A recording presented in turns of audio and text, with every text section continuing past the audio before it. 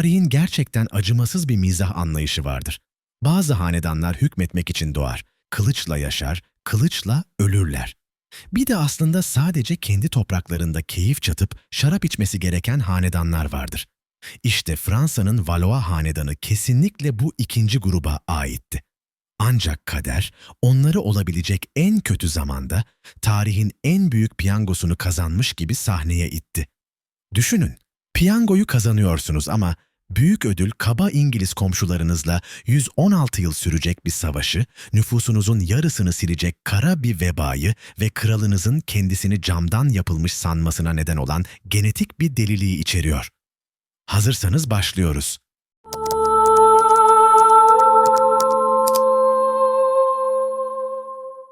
1328 yılına gidelim. 3 asırdır tıkır tıkır işleyen, kesintisiz erkek varis üreten o mucizevi genetik makine, yani Capet hanedanı sonunda tekledi.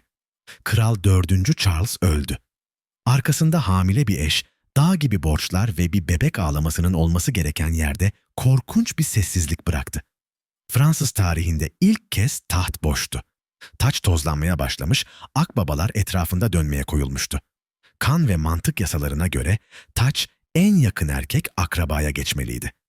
Bu adam 3. Edward'tı. Ama Edward ile ilgili ufak bir sorun vardı.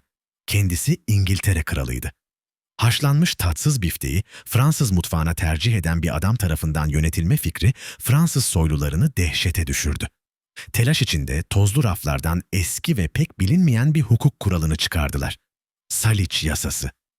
Barbar Franklardan kalan bu yasa, kadınların toprak mirası alamayacağını, dolayısıyla taht hakkını oğullarına da geçiremeyeceğini söylüyordu. Yani kısaca Fransız iktidarının kapısına "kızlar giremez" tabelası asmışlardı. Bu yasal boşluğu kullanarak Edward'ı elediler ve tacı kuzenleri Valois'li Philip'e verdiler. Philip, piyangoyu kazandığını sanıyordu. Oysa gerçekte eski dünyanın ölüm fermanını imzalamıştı. Valois hanedanı şanlı bir zaferle değil, insanlık tarihinin en uzun savaşına dönüşecek bir mahkeme salonu dramasıyla doğdu. Eğer Capetler Fransa'nın kurucularıysa, Valois'ler onun trajik şairleri, delileri ve kasaplarıydı. Önümüzdeki 261 yıl boyunca bu işlevsiz aile Fransa'yı cehennemden geçen bir hız trenine bindirecekti. Ortaçağ dünyası Valois döneminde öldü. Yaşlanan sarayların çamurunda çığlıklar atarak can verdi ve Rönesans'ın mermer salonlarında yeniden doğdu. Bize Jeanne d'Arc'ı verdiler. Bize Machiavelli'yi anaokulu öğretmeni gibi gösteren Örümcek Kral 11. Louis'i verdiler. Ve neredeyse ulusu boğacak o dini katliamları Catherine de Medici'yi verdiler. Cesareti anlamak için önce gücün doğasını anlamak gerekir. Güç, dürüstlerin elinde tuttuğu parlak altın bir küre değildir. Onu tutacak kadar aptal olan herkesin elini kesen, kaygan ve kanlı bir hançerdir. Adım attıkları dünyayı bir hayal edin. 14. yüzyıl, zaman makineniz olsa bile gitmek istemeyeceğiniz bir yerdi. İklim soğuyor, küçük bir buzul çağı başlıyordu. Kıtlık, hayatın olağan bir parçasıydı. Toplumu bir arada tutan o sadakat piramidi, yani feodalizm, açgözlülük ve enflasyonun altında çatlıyordu. Parlayan zırhlı bir şövalye artık dokunulmaz bir tank değil, yürüyen bir hedefti. Şövalyelik, barutun ve paralı askerlerin soğuk gerçekliği karşısında can çekişiyordu. Valois hanedanı işte bu çürüyen, sallantıdaki sahneye çıktı. Onlar bir mezarlığın üzerinde hüküm süren tesadüfi krallardı. Kibirliydiler, hazırlıksızdılar ve en zor dersi öğrenmeye mahkumlardılar. Meşruiyet kanun kitaplarında değil, kanda yazılıdır. Ve inanın bana, o kan oluk oluk akacaktı. İlk Valois kralı 6. Philip'in bir iş profili olsaydı, ünvanı kesinlikle şanslı olurdu. Kuzenlerinin erkek çocuğu olmadığı için tahta tesadüfen çıkmıştı. Ama Philip'in yakında acı bir şekilde öğreneceği gibi şans sınırlı bir kaynaktır. Ve o bütün şansını ilk gün harcamıştı. Philip eski usul Fransız soyluluğunun vücut bulmuş haliydi. Turnuvaları severdi, kadifeyi severdi ve en çok da kendi sesini duymayı severdi. Ona göre savaş bir centilmenlik oyunuydu. Kibar çatışmalarla bir aristokratı esir alır, onunla şarap içer, sonra da güzel bir kârla fidyesini alıp evine yollardınız. Manş Denizi'nin karşısındaki 3. Edward'a baktığında bir rakip değil bir baş belası görüyordu. Edward'a yün tüccarı diyerek hakaret ettiğini sanıyordu. Sonuçta İngiliz ekonomisi yün satışına dayanırken Fransa kültürün merkeziydi. Ancak özellikle evinizde hak iddia eden bir adamın banka hesabıyla dalga geçmek pek de akıllıca bir hayatta kalma stratejisi değildi. 1337'de bu tatlı atışmalar bitti. Philip aşırı bir özgüvenle İngiliz kralının Fransa'daki toprağı olan Akitanya dükalığına el koydu. 3. Edward sadece kızmakla kalmadı, yaratıcı bir hamle yaptı. "Madem topraklarımı istiyorsun, ben de senin tacını alıyorum," dedi ve kendini Fransa'nın meşru kralı ilan etti. Yüzyıl savaşları işte böyle başladı. Büyük bir patlamayla değil, bir avukat mektubu ve Yun ambargosuyla. İlk büyük felaket karada değil, denizde yaşandı. 1340'taki Sluis Deniz Muharebesi. Ve işte burada Valois ailesinin o meşhur askeri beceriksizliğinin ilk belirtilerini görüyoruz. Fransız amiraller muhtemelen bolca şarap içtikten sonra dahiyane bir fikre kapıldılar. Gemilerini birbirine zincirlemek. Evet, yanlış duymadınız. Devasa filolarını gövde gövde birbirine bağlayarak körfezin ortasında hareketsiz tahta bir ada oluşturdular. İngiliz ordusu için adeta yüzen bir otopark inşa etmişlerdi. 3. Edward dürbününden baktığında doğum günü olduğunu düşünmüş olmalı. Çevik İngiliz gemileri felç olmuş Fransız bloğunun etrafında dans etti. Ve sonra oklar geldi. Yüzyıl boyunca Fransızların kabusu olacak o silah. İngiliz uzun yayı. İngiliz okçuları tuzağa düşmüş Fransız denizcilerine ölüm yağdırdı. Bu bir savaş değil, bir katliamdı. Fransızlar panikleyip suya atladılar ama üzerlerindeki ağır zırhlar onları denizin dibine çekti. O gün yaklaşık 20.000 Fransız denizci öldü. Yıkım o kadar büyüktü ki bunu Kral Philip'e söylemeye sadece saray soytarısı cesaret edebildi. Soytarı krala yaklaşıp şöyle dedi: "Efendim, bu İngilizler ne kadar korkak biliyor musunuz? Bizim cesur Fransız denizcilerimiz gibi suya atlamaya bile cesaret edemediler." Yıllar sonra bile Manş denizindeki balıkların Fransızca konuştuğu söylenirdi. Çünkü o kadar çok Fransız eti yemişlerdi. Ama savaş kızışırken başka bir şey geldi. Bayraklara, soylara ya da kimin kral olduğuna aldırmayan bir şey. 1347'de Cenevizli bir ticaret gemisi Marsilya'ya yanaştı. Yükü baharat ve ipek değildi. Yükü üzerinde çok aktif pireler taşıyan birkaç fareydi. Yolcuların çoğu ölü ya da ölmek üzereydi. Vücutlarında kapkara, yumurta büyüklüğünde şişlikler vardı. Kara veba gelmişti. Eğer savaş bir trajedi ise veba kıyametin ta kendisiydi. Görünmez bir petrol sızıntısı gibi kuzeye doğru yayıldı. Pazarlık yapmıyordu. Fidye kabul etmiyordu. Son duayı okuyan rahibi de öldürdü. Hastayı muayene eden doktoru da. Bebeğini emziren anneyi de aldı. Sokakları cesetlerle o kadar doldu ki kurtlar şehre inip gün ışığında beslenmeye başladılar. Gösterişe düşkün Philip, krallığının bir felaket filmine dönüşmesini izledi. Buğdayı hasat edecek köylü kalmadığı için ekonomi çöktü. Bu felaketler sanki doğanın Valois'lere İngilizlerle sorununuz olduğunu mu sanıyorsunuz? Bir de bunu deneyin bakalım deme şekliydi. Veba sonunda dindiğinde Fransa nüfusunun neredeyse yarısı ölmüştü. Philip'in karısı Topal Joan da kurbanlar arasındaydı. O şanslı kral 1350 yılında öldü. Arkasında yıkılmış bir ülke, tam takır bir hazine ve beceriksizliğin gerçekten de kalıtsal olduğunu kanıtlamak için sabırsızlanan oğlu 2. John'u bıraktı. Artık şövalyelik çağının hastalıkla değil, İngiliz okunun o acımasız sivri ucuyla ölmesi için sahne hazırdı.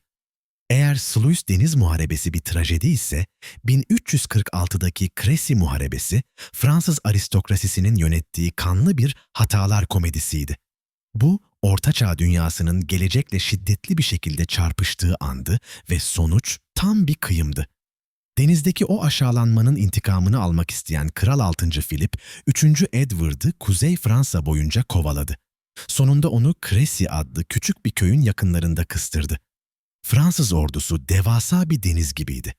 Sancaklar, zırhlı atlar ve kibirle parlıyordu. İngilizlerden en az 2 kat kalabalıktılar.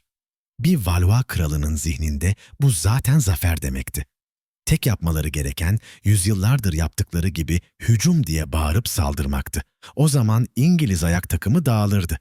Ama Edward yerini dikkatlice seçmişti. Ordusunu ormanlarla çevrili bir tepeye yerleştirdi ve gizli silahını, yani uzun yay okçularını getirdi. Bunlar soylu şövalyeler değildi. Bunlar köylüydü. Onur, şeref ya da fidye için esir almak umurlarında değildi. Onlar öldürmek için para alıyorlardı. Savaş bir yağmur fırtınasıyla başladı. Fransız saltanatının çöküşünün habercisi gibiydi. Fransızlar parayla tutulabilecek en iyi paralı askerler olan Cenevizli okçuları öne sürdü. Ama yağmur onların arbaletlerinin kirişlerini ıslatıp işe yaramaz hale getirmişti. İngiliz okçuları ise pratik ve toprağa bağlı insanlar olduklarından yay kirişlerini çıkarıp su geçirmez miğferlerinin altında saklamışlardı. Güneş açtığında Cenevizliler ilerledi ve ateş etti. Ama okları hedefe bile ulaşmadı. İngilizlerin cevabı ise sadece bir salvo değil, bir kar fırtınası gibiydi. Silahlı çatışmaya bıçakla geldiklerini anlayan Cenevizliler geri çekilmeye başladı. Ve işte Fransız soylularının o meşhur çılgınlığı burada devreye girdi. Paralı askerlerin geri çekildiğini gören Fransız şövalyeleri, "Yeniden toplanmalıyız," diye düşünmedi. Ertesi gün hepsi ölü bulundu. Atları hala birbirine bağlıydı. Cesurcaydı, şiirseldi ve tamamen faydasızdı. İşte Crécy'deki Fransız şövalyeliğinin mezar taşı buydu. 10 yıl sonra 1356'da Valois'lerin derslerini almış olduğunu düşünebilirsiniz. Ama hayır. Sahneye Kral II. John, yani iyi John çıkıyor. Neden mi iyi? Muhtemelen akşam yemeğinde sohbet edilecek hoş bir adam olduğu için. Çünkü bir kral olarak tam bir felaketti. John, Poitiers muharebesinde Edward'ın oğlu Kara Prens ile karşılaştı. Kara Prens köşeye sıkışmıştı. Ordusu yorgun ve açtı. Hatta çaldığı tüm ganimetleri iade edip serbest kalmayı bile teklif etti. Akıllı bir kral bu teklifi kabul ederdi. Ama iyi John savaş istiyordu. Fransız onurunu kurtarmak istiyordu. Şövalyelerine atlarından inmelerini emretti. Crécy'deki sorunun atlar olduğunu sanıyordu. Oysa sorun atlar değildi. Sorun üzerinize yağan bir ok yağmuruna karşı yavaşça yürümekti. Sonuç, Crécy'nin daha da kötü bir kopyası oldu. Fransız ordusu yok edildi.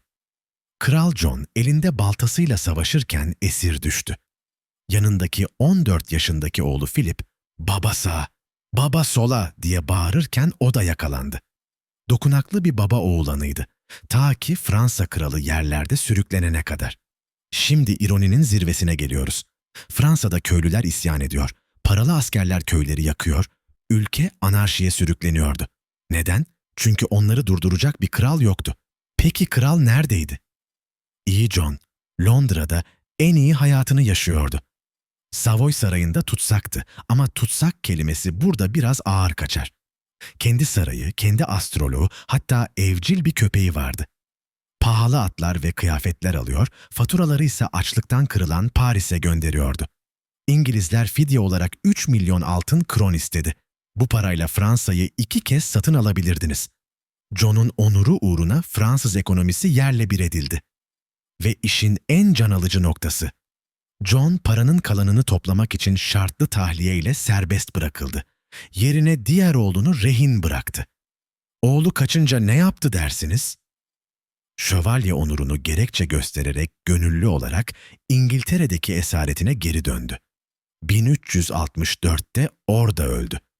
Milyonlarca tebaasının hayatından çok kendi soylu itibarını önemseyen bir adamdı.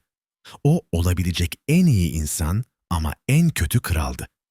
İyi John'un bu felaketinden sonra Fransa'nın bir kahramana ihtiyacı yoktu. Bir muhasebeciye ihtiyacı vardı. Ve karşınızda 5. Charles. Kraldan çok 10 yıldır güneş görmemiş bir kütüphaneciye benzeyen o adam. Babası bir aslan gibi gürültülü ve cesurdu ama zihinsel olarak yetersizdi. Charles ise kronik hasta bir tilkiydi. Fiziksel olarak zayıftı. Sağ eli sürekli şişti. Kılıç sallayamazdı. O dönemin zehirli erkeklik anlayışına takıntılı dünyası için tam bir hayal kırıklığıydı. Ama Fransa için bir mucizeydi. 5. Charles, atalarının göremediği basit bir gerçeği fark etti. İngilizler açık arazide Fransız şövalyelerini öldürmekte çok iyiler. O zaman belki de onlarla açık arazide karşılaşmayı bırakmalıyız. Bu devrim niteliğinde bir fikirdi. Savaşın zaferle değil, matematikle ilgili olduğunu anlayan ilk Valois kralı oldu.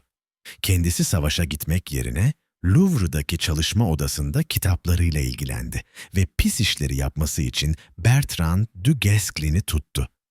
Charles Beyin ise du Guesclin yumruktu. Hem de ne yumruk! Du Guesclin, Fransa'nın en çirkin adamı olarak bilinen kısa boylu, tıknaz bir Breton soylusuydu. Yüzü sanki et dövmek için kullanılmış gibiydi. Ama soylu Fransız düklerinde olmayan bir şeye sahipti. Nasıl kazanacağını biliyordu. Birlikte yeni bir savaş türü icat ettiler. İngilizlere istedikleri o meydan savaşını vermediler. İngiliz orduları zafer aramak için Fransa'da yürüdü ama buldukları tek şey boş köyler ve kilitli kalelerdi. İngilizler açlıktan ölene kadar yürüdüler. İşte o zaman du Guesclin devreye giriyor, ikmal hatlarını vurup kaçıyordu. Bu 14. yüzyılın gerilla savaşıydı. İngilizler gölgelerle savaşırken Charles kağıtla savaştı. Yasal boşlukları kullanarak kasabaları geri aldı. Rüşvetle şehirleri kazandı. Vatanseverliği bir silah gibi kullandı. İngiliz işgalinin o kırmızı lekesi haritada yavaş yavaş küçüldü. Charles 1380'de öldüğünde babasının kaybettiği toprakların neredeyse tamamını geri almıştı. Ve bunu tek bir büyük savaş yapmadan başardı. Ama tarihin o acımasız mizahı yine devreye girdi. Bilge Charles 42 yaşında öldü ve toparlanmış krallığını 11 yaşındaki oğlu 6. Charles'a bıraktı. Tacı devralacak olan bu çocuk zekayı değil, deliliği devralacaktı. Ara dönem bitmişti. Delilik geri dönüyordu. Eğer 5. Charles hanedanın beyni ise oğlu 6. Charles onun sinir kriziydi. Saltanatına sevilen Charles olarak başladı, deli Charles olarak bitirdi. 1392 yılının sıcak bir Ağustos gününde Le Mans yakınlarında kral bir haini avlıyordu. Hava bunaltıcıydı. Aniden bir hizmetkar mızrağını düşürdü. Çeliğin çeliğe çarpma sesi kralın zihninde bir şeyleri kopardı. Kılıcını çekti. "Hainlere ölüm! Beni düşmana satmak istiyorlar!" diye bağırarak kendi korumalarına saldırdı. 1 saat boyunca kendi adamlarını doğradı. 4 kişiyi öldürdü. Kılıcı kırılınca komaya girdi. Uyandığında kral gitmişti. Yerinde titreyen bir enkaz vardı. "Cam yanılsaması" başlamıştı. Charles tamamen camdan yapıldığına inanıyordu. Sert oturursa kalçalarının bir vazo gibi kırılacağını sanıyordu. Kimsenin ona dokunmasına izin vermiyor, kıyafetlerine demir çubuklar diktiriyordu. Aylarca yıkanmadı. Kendi pisliği içinde yaşayan bir biyolojik tehlikeye dönüştü. Doğa boşluğu, güçse zayıf kralı sevmez. Kurtlar saraya indi. Kralın kardeşi Orleanlı Louis ile kuzeni korkusuz John birbirine girdi. Bu sadece bir vergi kavgası değildi. İncil'deki hikayeleri aratmayan bir nefretti. 1407'de korkusuz John, Paris sokaklarında Louis'i pusuya düşürttü. Adamları Louis'i döverek öldürdü. Elini kesti ve beynini kaldırıma saçtı. John bunu inkar etmedi. Hatta bunun bir kamu hizmeti olduğunu savundu.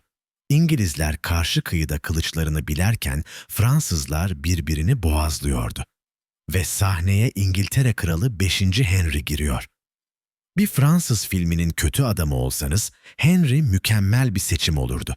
Genç, fanatik ve acımasız. Fransa'daki bu kaosu gördü ve açık kapıdan içeri daldı. Oklar bitince İngiliz okçuları ellerine çekiçleri, baltaları alıp çamura daldılar. O hantal şövalyelerin miğferlerine çiviler çaktılar. Zırhların arasına bıçaklar soktular. Bu bir savaş değildi, endüstriyel bir katliamdı. 6.000 Fransız soylusu öldü.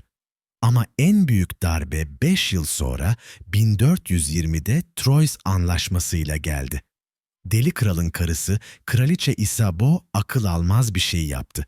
Kendi oğlu Veliaht Charles'ın Dauphin gayrimeşru olduğunu, kendi zinasının ürünü olduğunu ilan etti. Kızını İngiliz kralı Henry ile evlendirdi. Anlaşma şuydu: Deli Kral ölünce Fransa tahtı İngiliz kralına geçecekti. Valois hanedanı fiilen bitmişti. 1422'de kader bir sürpriz daha yaptı. Muzaffer 5. Henry dizanteriden öldü. 2 ay sonra Deli Kral 6. Charles da öldü. Ortada 2 kral adayı kaldı. Londra'da daha çıngırağını bile tutamayan bebek Kral 6. Henry. Diğer yanda Bourges şehrinde saklanan Dauphin Charles.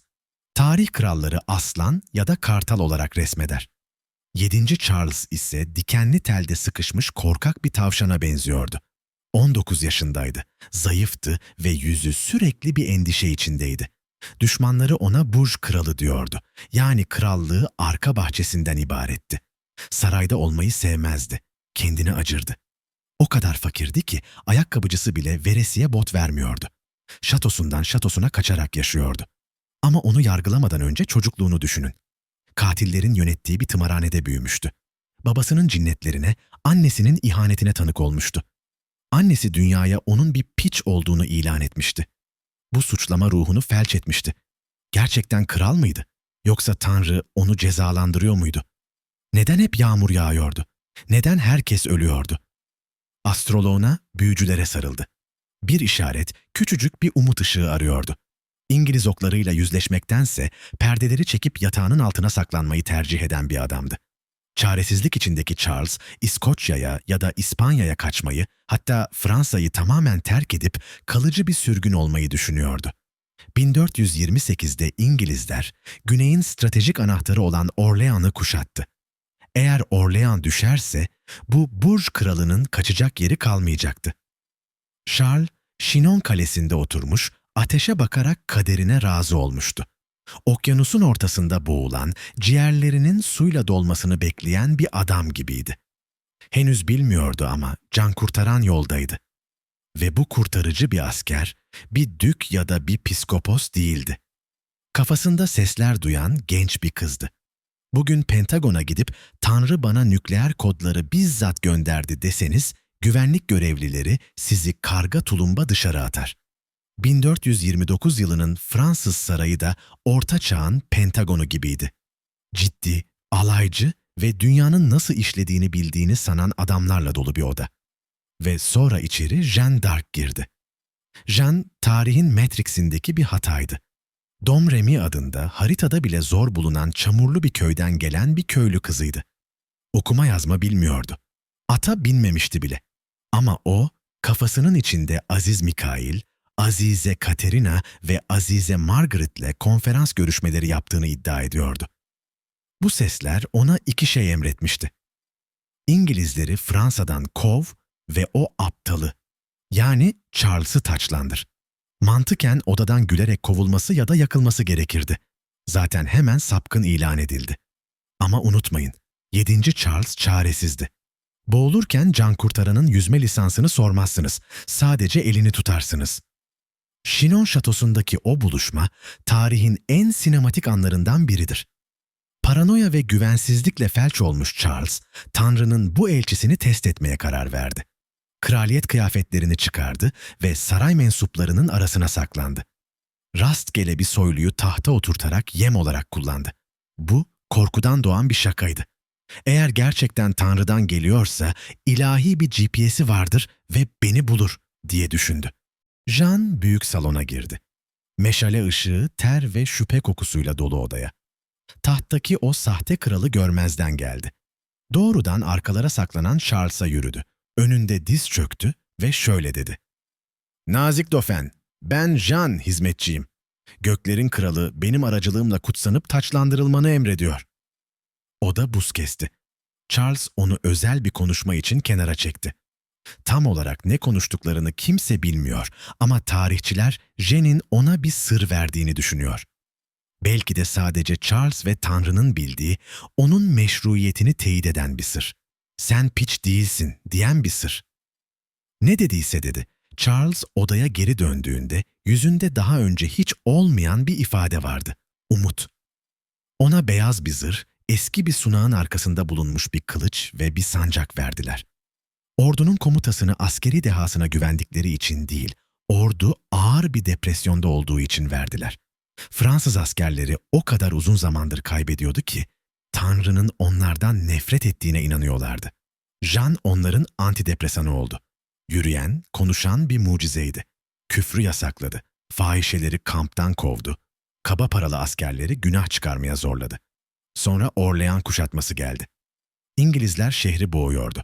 Fransız generaller temkinli olmak istedi. Jean ise saldıralım dedi. Yan manevradan, lojistikten anlamıyordu. Stratejisi basitti. Oraya git ve İngilizleri öldür çünkü Tanrı öyle istiyor. Ve işe yaradı. En önde kendisi saldırdı. Omzuna bir ok saplandığında normal bir adamı hastanelik edecek bir yarayla oku çekip çıkardı. Bir an ağladı ve sonra tekrar surlara dönüp "Saldırın!" diye bağırdı. İngilizler dehşete kapıldı. Şövalyelerle savaşmaya alışkındılar ama ölmek istemeyen kutsal bir manyakla nasıl savaşacaklarını bilmiyorlardı. Onu cadı sandılar. Orlean birkaç gün içinde kurtarıldı. Ardından gelen Loire Seferi bir yıldırım savaşıydı. Kasabalar birer birer düştü. Yıllarca Fransızları avlayan o İngiliz okçuları, Jean'in beyaz sancağını görünce paniklemeye başladılar. Ama nihai amaç savaş kazanmak değil, taç giymekti. Ortaçağ kafasına göre alnınıza o kutsal yağ sürülmeden kral sayılmazdınız. Sorun şuydu ki, taç giyme şehri Reims, düşman topraklarının derinliklerindeydi. Generaller bu intihar olur, dedi. Jean ise bu kaderdir, dedi. Yürüdüler. Şehirler kapılarını açtı. 17 Temmuz 1429'da Dauphin Charles Reims Katedrali'ne girdi. Orglar çaldı, vitraylar parladı.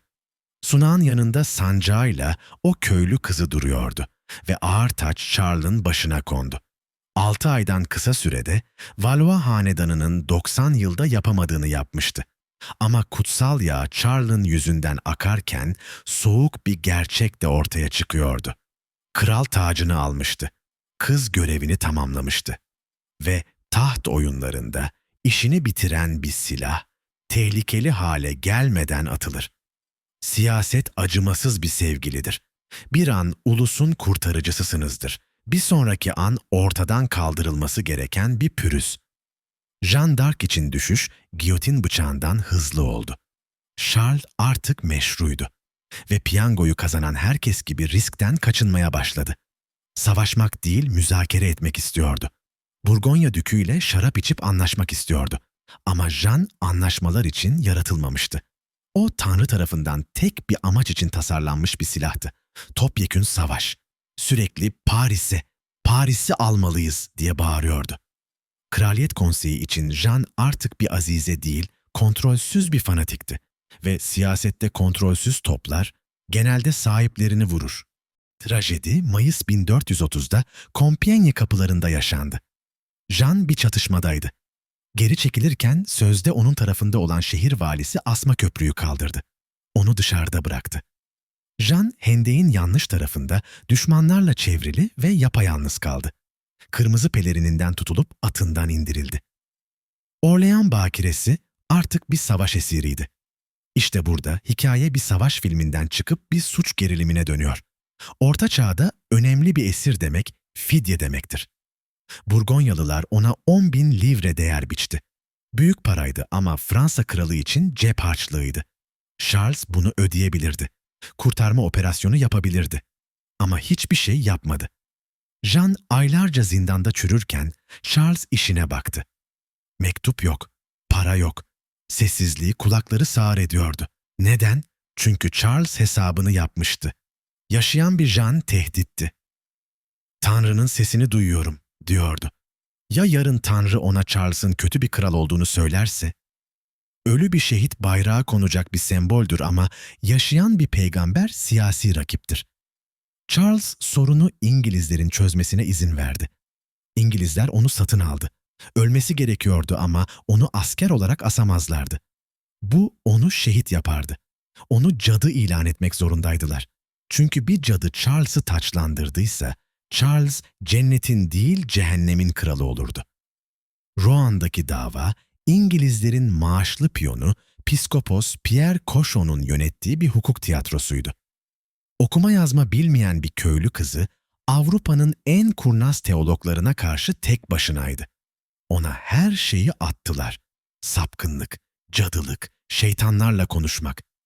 Ona o meşhur tuzak soruyu sordular. Tanrı'nın lütfuna sahip olduğunu biliyor musun? Bu sözlü bir mayın tarlasıydı. Evet derse kibirli bir sapkın olurdu. Çünkü insan bunu bilemezdi. Hayır derse günahkar olduğunu itiraf ederdi. Jen'in cevabı tarihin en büyük kapaklarından biridir. Eğer değilsem Tanrı beni oraya koysun. Eğer öyleysem Tanrı beni korusun. Hakimlerin aklı durdu. Zihnini kıramadılar, bedenini kırmaya karar verdiler. Onu tecavüzcü askerlerin olduğu bir zindana attılar. Kadın kıyafeti giymeyi reddetti. Çünkü pantolon tecavüze karşı tek korumasıydı. Ve teknik bir sebep buldular. İncil'e göre kadın erkek kıyafeti giyemezdi. Sapkın ilan edildi. Cezası ölümdü. 30 Mayıs 1431'de onu Roan'daki pazar meydanına götürdüler. Platformu bilerek çok yüksek yapmışlardı ki cellat, alevler ulaşmadan onu boğarak merhamet gösteremesin. Her saniyesini hissetmesini istediler. Alevler yükselirken küfür etmedi. İsa'nın adını haykırdı. Bir İngiliz askeri acıyıp 2 dalı bağlayıp haç yaparak ona verdi. Sonunda kül olduğunda İngiliz sekreterlerden biri ağlayarak şöyle dedi.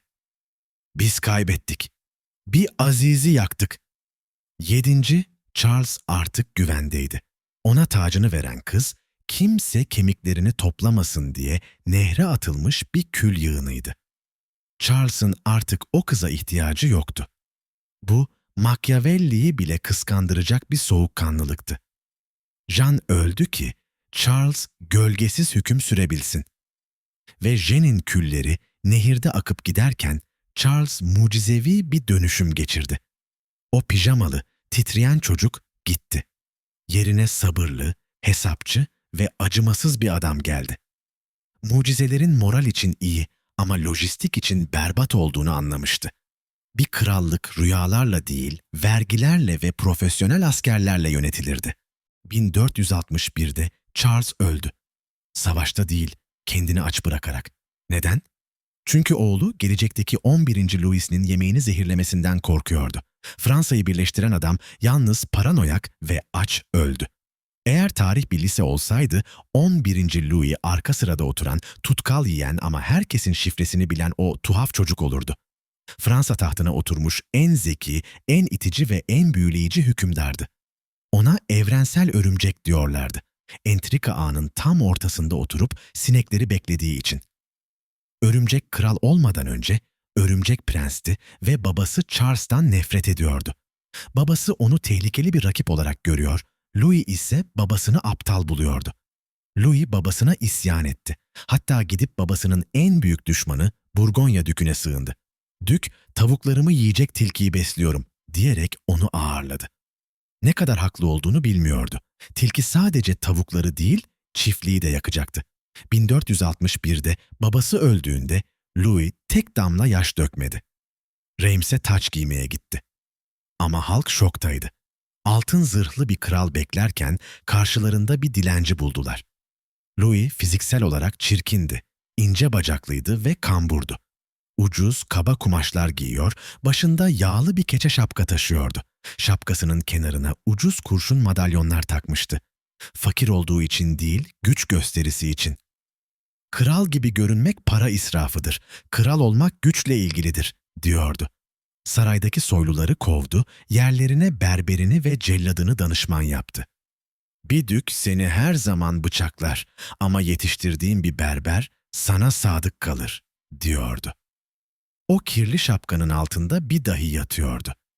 Louis batıl inançlıydı. Şapkasıyla konuşur, azizlere rüşvet teklif ederdi. Ama aynı zamanda bir işkolikti. Katırıyla ülkeyi gezer, buğday fiyatlarını kontrol eder, kimin kiminle yattığını bilirdi. 11. Louis gelmişti. Şövalye çağı bitmiş, casusların ve rüşvetin çağı başlamıştı. Avrupa yakında anlayacaktı ki dilenci gibi giyinen bir kral, tanrı gibi giyinen bir kraldan çok daha tehlikelidir. 1465'te soylular isyan etti.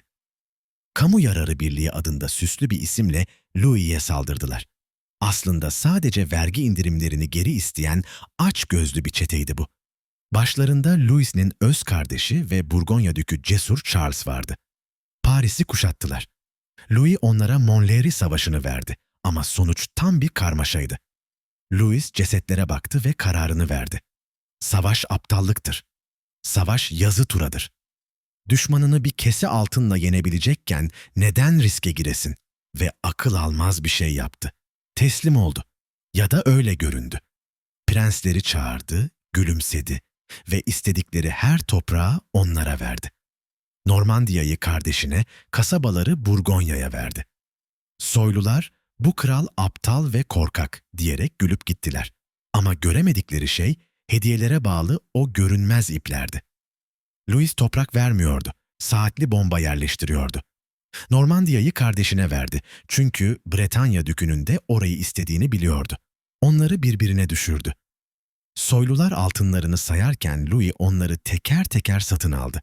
Birkaç ay içinde o birlik dağıldı.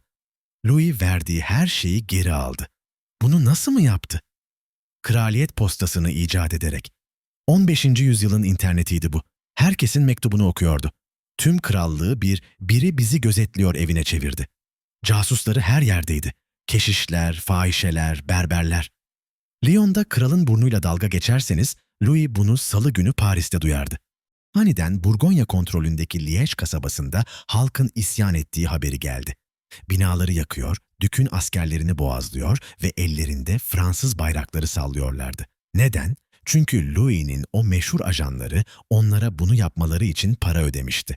Burgonya Dükü Cesur Charles'ın sabrı taştı. Resmen nükleer patlama yaşadı. Louis'nin hem barış görüşmesi için evine geldiğini hem de onu sırtından bıçakladığını anlamıştı. Şatonun kapılarını kilitletti. Fransa kralı 11. Louis artık bir tutsaktı. Charles 3 gün boyunca odasında volta attı. Duvarlara "O kralı öldüreceğim" diye haykırdı. Bir kulede hapsolmuş olan Louis bu bağırışları duyabiliyordu. İdam edilmekten sadece birkaç santim uzakta olduğunu biliyordu. Bu, Örümcek Kral'ın hayatında gerçekten korktuğu tek andı. Ama korku zihni açar. Louis en iyi bildiği şeyi yaptı. Cüzdanını açtı. Dük'ün danışmanlarına rüşvet vererek Charles'ı sakinleştirdi. Sonra akla gelebilecek en aşağılayıcı şeyi yaptı. Charles'a istediği her şeyi veren bir anlaşmayı imzalamayı kabul etti. Ama Charles'ın öfkesi dinmemişti. Aşağılamanın tuzu biberi olarak Louis'i o pazar günü kendisiyle birlikte Liège'e götürdü. Louis, kendi kışkırttığı isyancıların Burgonya ordusu tarafından katledilmesini izlemek zorunda kaldı. Fransa kralı kendi müttefikleri doğranırken onları alkışlamak zorundaydı. Louis Paris'e sağ salim döndü ama derin bir utanç içindeydi. O kadar utanmıştı ki halk onunla alay etmek için saksağanlara peron demeyi öğrettiği için Paris'teki tüm konuşan kuşların öldürülmesini emretti. Ama değerli bir ders almıştı.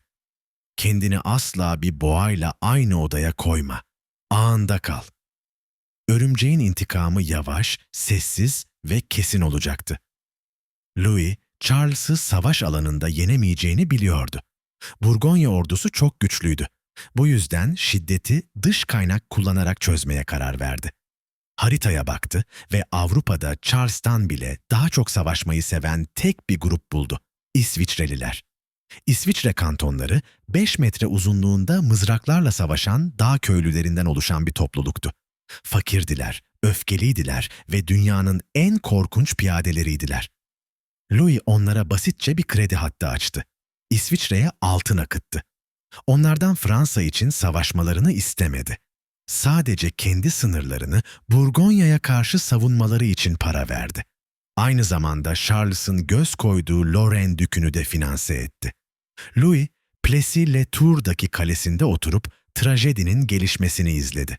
Bu, mükemmel yürütülen bir vekalet savaşıydı. Egosu yüzünden kör olmuş Cesur Charles tuzağa düştü. İsviçrelilere saldırdı. 1476'daki Grandson ve Morten muharebelerinde İsviçreli mızraklı askerler o kibirli Burgonya şövalyelerini adeta kıyma makinesinden geçirdi. Charles toplarını, hazinesini ve itibarını kaybetti. Ama duramıyordu. Kayıplarını telafi etmeye çalışan bir kumarbaz gibiydi. 1477'nin o dondurucu kışında Lorraine ordusuyla savaşmak için Nancy'ye yürüdü. Ordusu açtı, donuyordu ve maaşları ödenmemişti. Ve Louis son kozunu oynadı. Charles'ın İtalyan komutanı Campobasso kontuna rüşvet vererek taraf değiştirmesini sağladı. Savaş sabahı Campobasso ve adamları Charles'ı savunmasız bırakıp gittiler. Savaş bir katliamdı. İsviçreliler Burgonya hatlarını kuşattı. Batı'nın büyük dükü Cesur Charles, atının altında ölene kadar savaştı. Günler sonra cesedi donmuş, çamurlu bir hendeğin içinde bulundu. Bu, Orta Çağ'ın sonunu işaret eden bir manzaraydı. Şanlı dük çıplaktı. Yağmacılar tarafından soyulmuştu. Yüzü bir baltayla ikiye yarılmış, yanağı kurtlar tarafından kemirilmişti. O kadar tanınmaz haldeydi ki kendi doktoru onu ancak batık tırnaklarından ve eski savaş yaralarından teşhis edebildi. Haber Louis'e ulaştığında akşam yemeğindeydi. Sevinmedi, gülmedi. Sadece başını salladı, şarabını bitirdi ve ordularına yürüyüş emri verdi. Savaşmak için değil, işgal etmek için. Charles ölmüş, geriye sadece kızı kalmıştı. Fransa'yı durduracak kimse yoktu. Louis, Burgonya dükalığını tek lokmada yuttu. Büyük rakip yok olmuştu. Kurtlar ve kötü kararlar onu yemişti. Örümcek kılıcını kınından bile çıkarmadan kazanmıştı. Ama odadaki en zeki kişi olmanın korkunç bir bedeli vardır. Sonunda herkesin sadece bir anlık dikkatsizliğinizi bekleyen potansiyel bir hain olduğunu anlarsınız. Louis hayatını düşmanlarını yakalamak için bir ağ örerek geçirmişti. Ama son yıllarında kendi kabusunun içine hapsolmuş bir sineğe dönüştü. Örümcek Louis'nin sonu görkemli bir gün batımı değildi. Plessis-les-Tours kalesinde geçen bir korku filmiydi. Burası bir saray değil, bir sığınaktı. Pencereler demir parmaklıklıydı. Etrafta parola bilmeden yaklaşan herkesi vurma emri almış İskoç okçuları devriye geziyordu. Fransa'yı Atlantik'ten Alplere kadar genişleten adam, kendi yarattığı bu hapishaneye çekilmişti. Suikastten ölesiye korkuyordu. Her gölgede bir hançer, her kupada zehir görüyordu. Hizmetçilerinin rüşvet aldığından şüphelenip sürekli değiştiriyordu. Kendi öz oğlu, gelecekteki 8. Charles'ı bile görmek istemiyordu çünkü oğlunun onun ölümünü beklediğine inanıyordu. Elbette haklıydı ama bu yalnızlığını azaltmıyordu. Sağlığı bozulmuştu. Birkaç inme geçirmişti ama zihni hala keskin ve korku doluydu. Rüşvet veremediği tek düşmanıyla ölümle pazarlık etmeye çalıştı. Odasını kutsal emanetlerle doldurdu. Şarlatanların yaşlılığa çare diye sattığı kaplumbağa kanını bulmak için gemiler gönderdi. Aziz kemiklerine servet harcadı. Onları yatağının etrafına bir barikat gibi dizdi. Kendi doktoru Jacques Coictier tarafından bile tehdit ediliyordu. Doktor, kralın korkusunu bildiği için, "Majesteleri bugün çok kötü görünüyorsunuz. Sizi kurtarabilirim ama bu 10.000 krona mal olur," diyordu.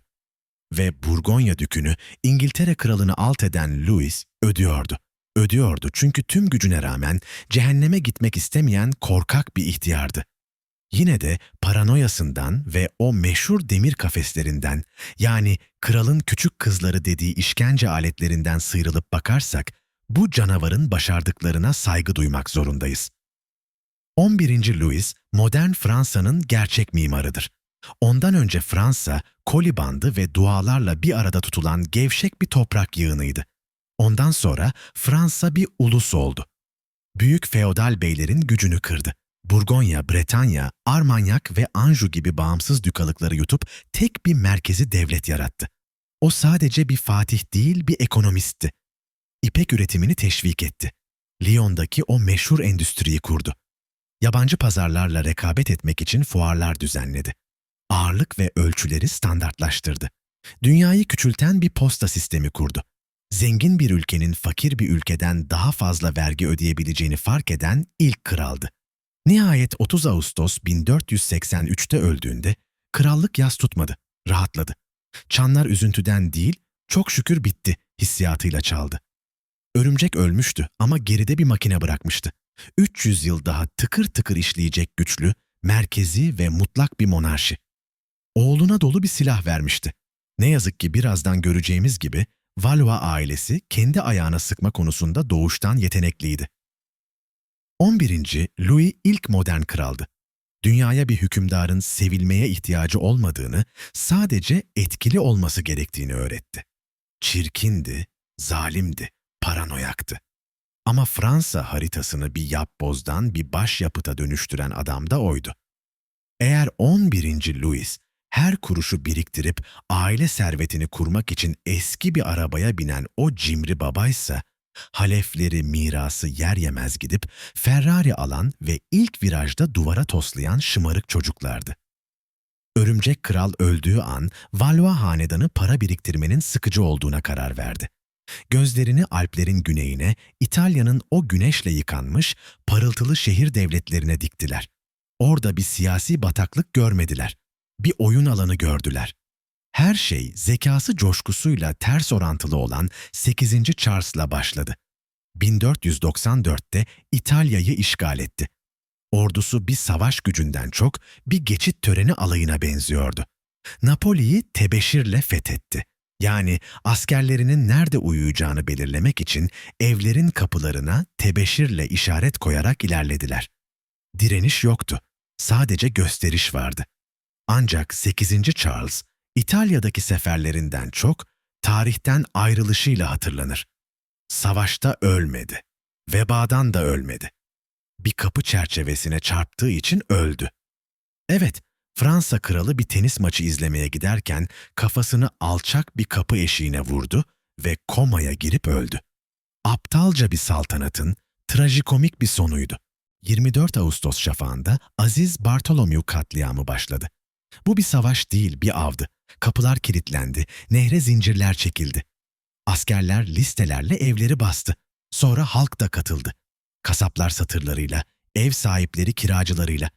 Sen nehri kandan kıpkırmızı aktı. 5.000 ile 30.000 arasında insan öldü. Bu katliam Valois ailesini kurtarmadı, yıktı. Kral Charles vicdan azabından kan terleyerek öldü.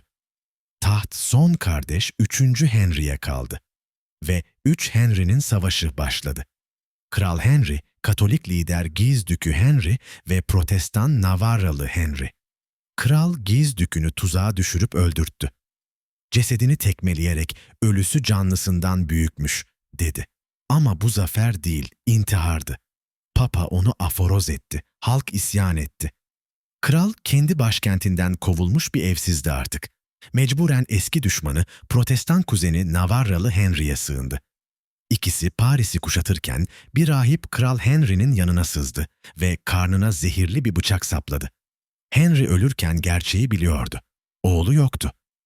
Valois soyu tükenmişti. Kuzeni Navarralı Henry'yi işaret edip "Gerçek kral odur," dedi ve son nefesini verdi. Navarralı Henry, 4. Henry oldu. Ama Paris kapıları ona kapalıydı. Paris bir ayine değer diyerek Katolikliğe geçti ve kapılar açıldı. Bourbon hanedanı sahneye çıktı. Valois hanedanının 261 yılı yavaş çekimde bir trafik kazası gibiydi. Korkunç ama gözünüzü alamıyorsunuz. Naiflik. Şövalyeliğe inandılar. İngiliz oklarıyla öldüler. 2. perde. Kurnazlık. 11. Louis ile devleti kurdular. Örümcek gibi ağ ördüler. 3. perde. Delilik. Rönesans kralları gücü kibirle, fanatizmle boğdular. İyi adamlar değillerdi. Ama onların hırsları ve paranoyaları olmasaydı, bildiğimiz Fransa var olmazdı. Her zaman aldatılmaya razı birini bulur, demişti. Valois'ler aldattı, acı çekti ve sonunda tarih sahnesinden silindi. Taç Bourbonlara geçti ve inanın bana, Bourbonlar bize güneş kralı, mutlak monarşiyi ve sonunda giyotini getirecek. Ama bu başka bir günün hikayesi. Sizce bu işlevsiz ailenin en ilginç üyesi kimdi? Cesur ama terk edilmiş Jeanne d'Arc mı? Kurnaz örümcek kral mı? Yoksa Kızıl Düğün'ün mimarı Catherine de Medici mi? Yorumlarda buluşalım. Fransa'nın kanlı tarihine yaptığımız bu dalışı sevdiyseniz beğenmeyi ve Gece Gelen Tarihe abone olmayı unutmayın. Bir sonraki hanedanda görüşmek üzere.